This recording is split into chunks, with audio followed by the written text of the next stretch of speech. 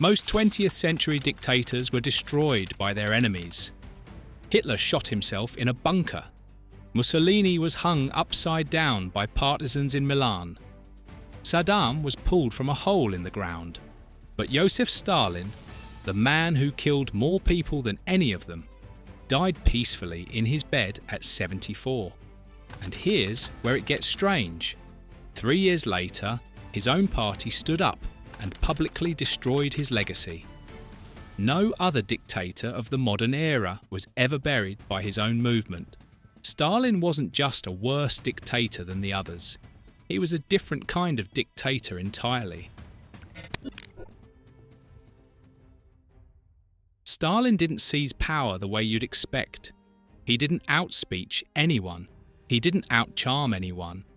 In a room with Leon Trotsky, the brilliant orator, or Nikolai Bukharin, the party's favourite intellectual, Stalin was the quiet one in the corner taking notes. That was the point.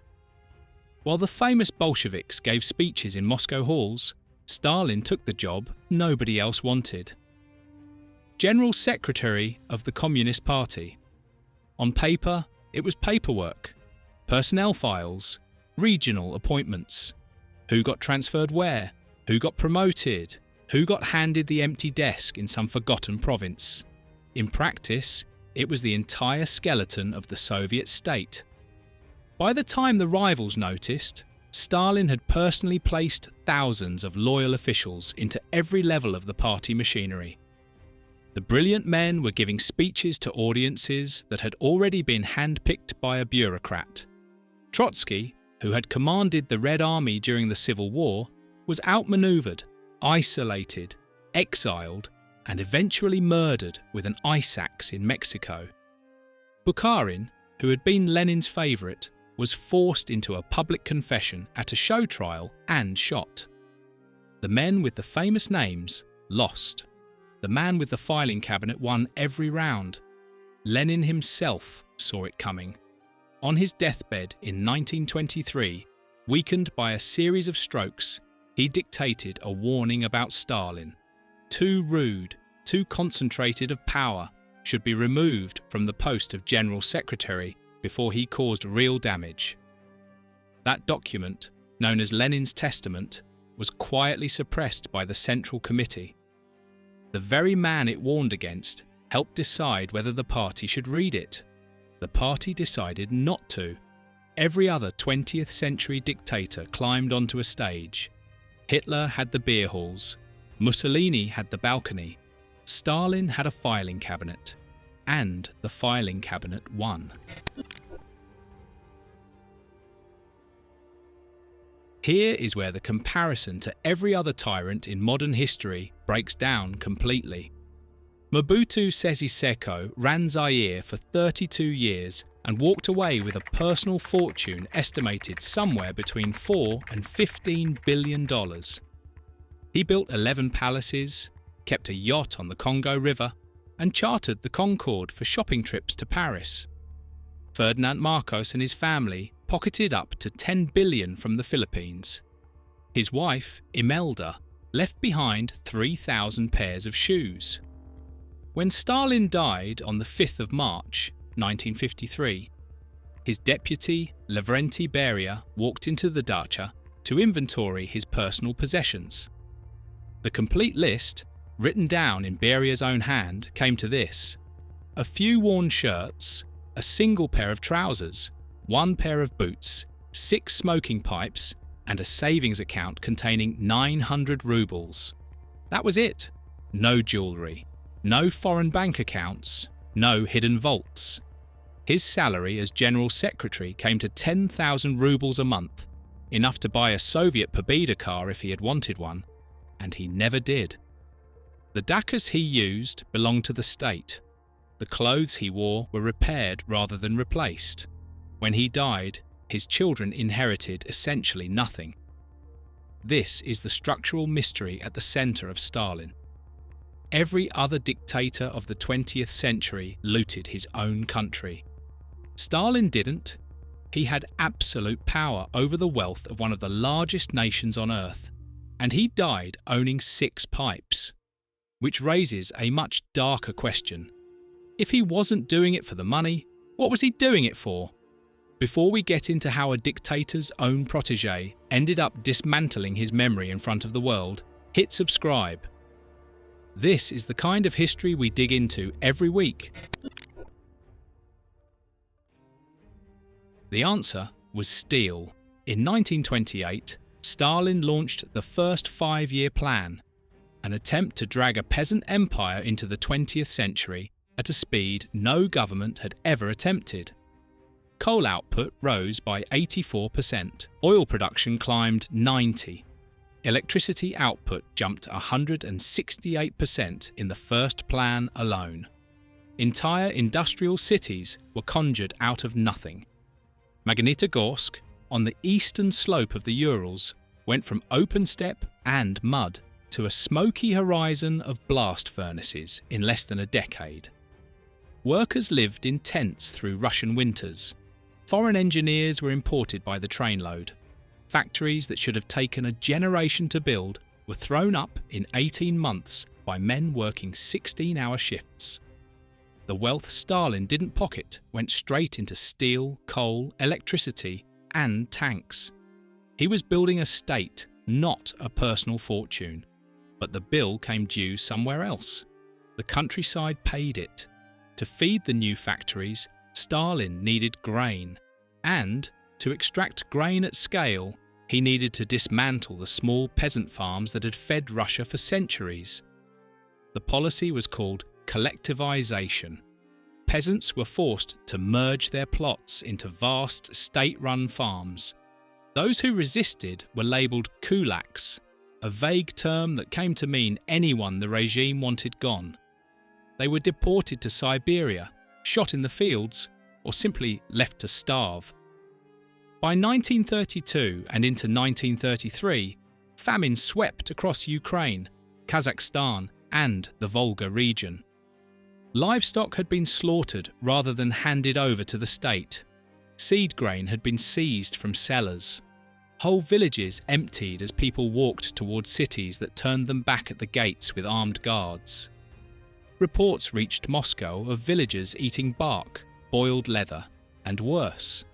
Border guards were posted on internal roads to stop starving peasants from crossing into the cities. Millions died, not from a natural disaster, not from a failed harvest, but from a policy decision being executed exactly as designed.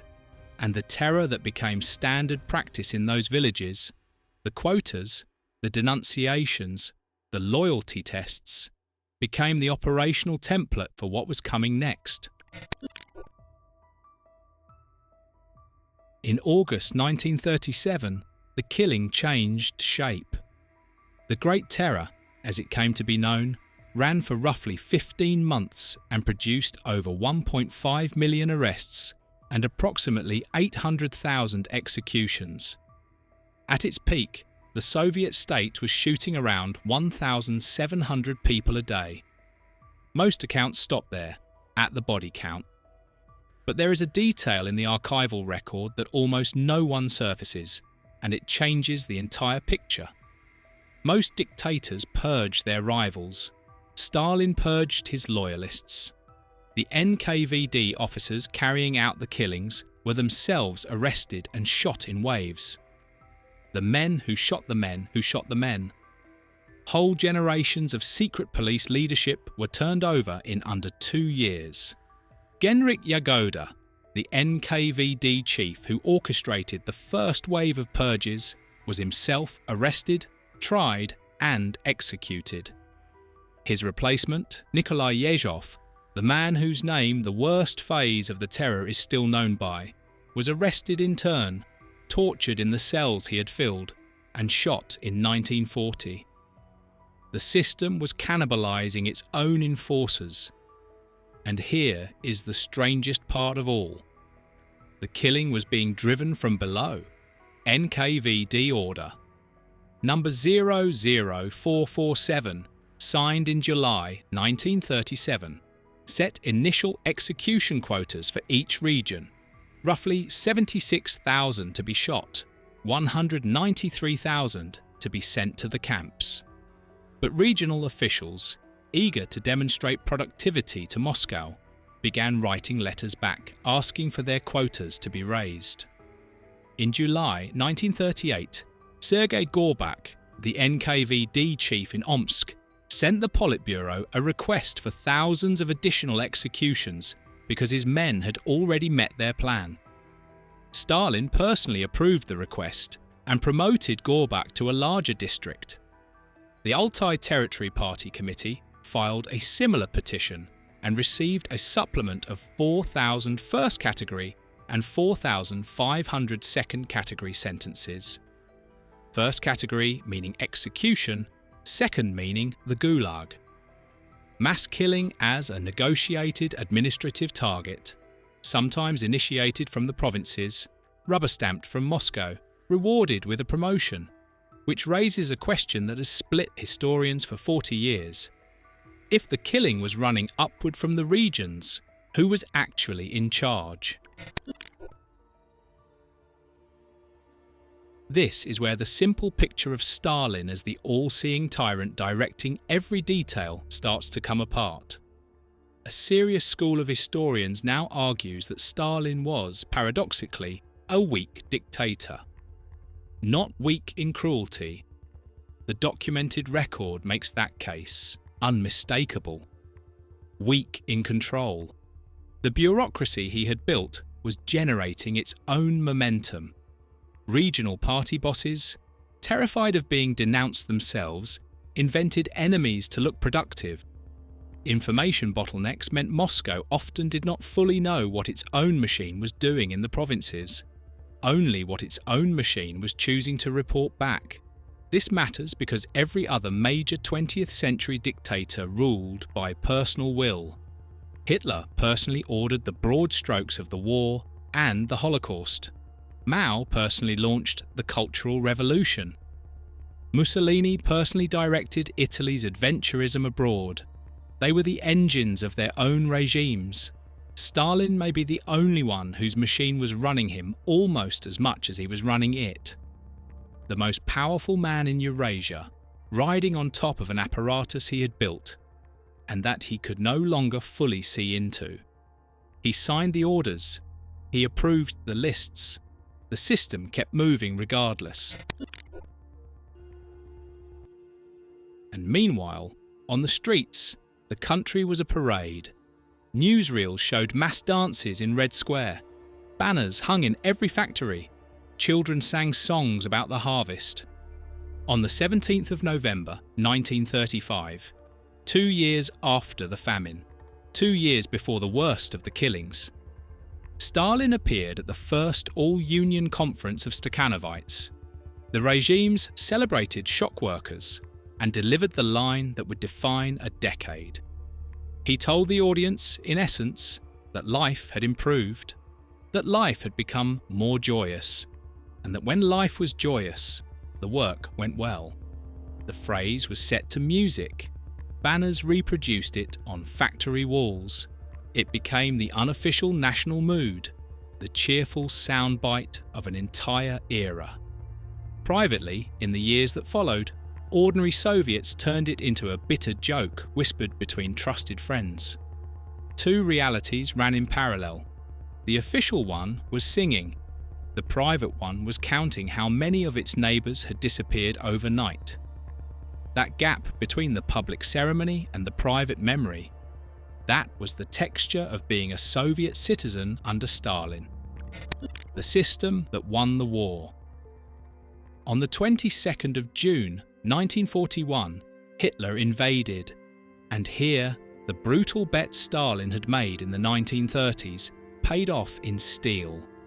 The factories built at unimaginable human cost.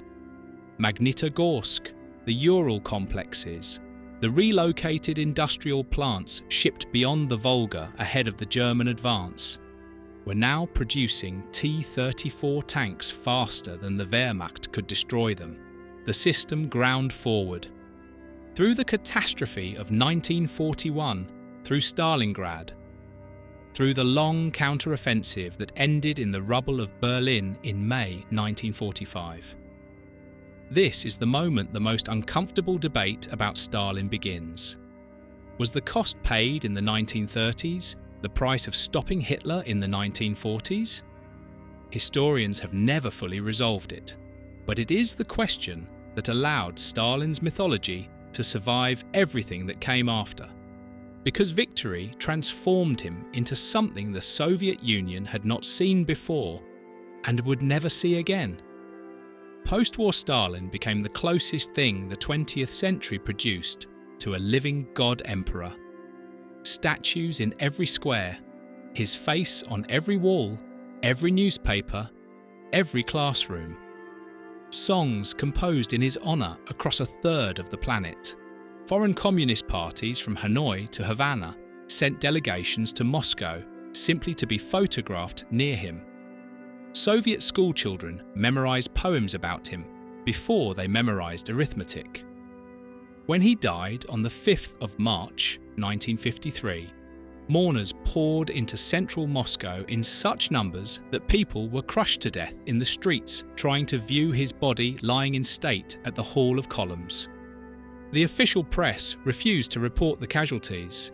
Witnesses described people lifted off their feet by the pressure of the crowd, unable to fall, carried forward like leaves. At its peak, the cult looked like it would outlive him by a century. His own party buried him. It did not outlive him by 3 years.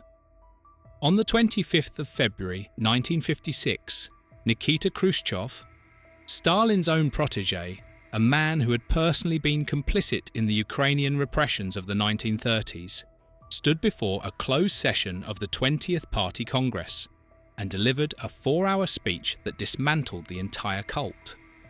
Khrushchev argued, in the canonical passage, that it was impermissible and foreign to the spirit of Marxism-Leninism to elevate any one person into a kind of superman with supernatural characteristics akin to a god, a man who supposedly knew everything, saw everything, thought for everyone, and was infallible in everything he did.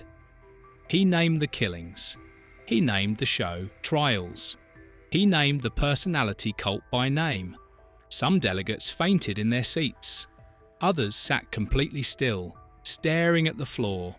The speech was supposed to be secret. It leaked within weeks. By summer, it had reached communist parties around the world. Protests broke out in Poland. By October, Hungary was in open revolution. The long ideological fracture that would eventually take down the Soviet Union itself had begun. And it had begun inside the very building where Stalin's loyalists used to applaud him. Think about what that means. Hitler's myth ended when his regime ended. Mao's reputation was protected and rehabilitated by the men who came after him. Mussolini fell to his enemies and was hung in a square. Stalin is the only major 20th century dictator whose own movement 3 years after his death stood up in front of itself and publicly tore him down, not less monstrous, not less murderous, but a tyrant whose mythology his own followers chose to dismantle from the inside. The boring man with the filing cabinet who won everything and whose victory was undone not by his enemies but by the system he had built. The strangest dictator in modern history, condemned by his own machine. Thanks for watching History Hangover. If you enjoyed this one, check out our other deep dives into the figures and systems behind the 20th century's darkest chapters. Like, subscribe, and hit the bell so you don't miss the next one.